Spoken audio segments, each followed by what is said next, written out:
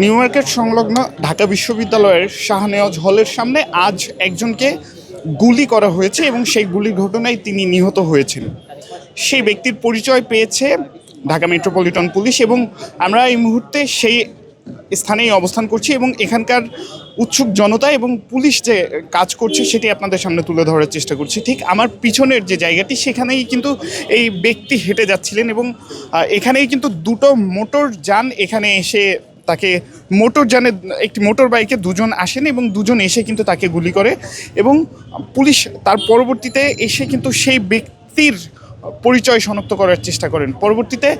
গুলিবিদ্ধ হওয়ার পরবর্তীতে এখানকার যারা শিক্ষার্থীরা রয়েছেন তারা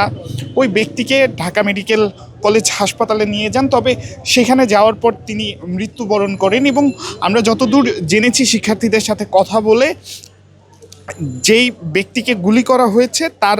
শরীরে 5টি গুলিবিদ্ধ থাকলেও এখানে 7 থেকে 8 রাউন্ড গুলি ফোটানোর ঘটনা ঘটেছে এবং আমরা দেখছি পরবর্তীতে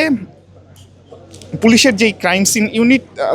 সেটি কিন্তু এখানে এসেছে এবং সেই ইউনিটই কিন্তু ইতোমধ্যে যে ব্যক্তি গুলিবিদ্ধ হয়েছেন তার পরিচয় কিছুটা শনাক্ত করেছেন, তবে তারা নিশ্চিত নয়। তবে পুলিশের দাবি যেই ব্যক্তি নিহত হয়েছেন সেই ব্যক্তি হাজারীবাগের বাসিন্দা নাইম আহমেদ টিটন, যাকে শীর্ষ সন্ত্রাসী হিসেবে আখ্যায়িত করা হয়েছে। তবে পুলিশ এখনও বিষয়টি নিশ্চিত না, পরবর্তীতে ফিঙ্গারপ্রিন্টের মাধ্যমে বিষয়টি নিশ্চিত করবে পুলিশ এবং এর পাশাপাশি সিসিটিভি ক্যামেরা ফুটেজ সেটির মাধ্যমেও এই ঘটনার সর্বশেষ যে বিষয়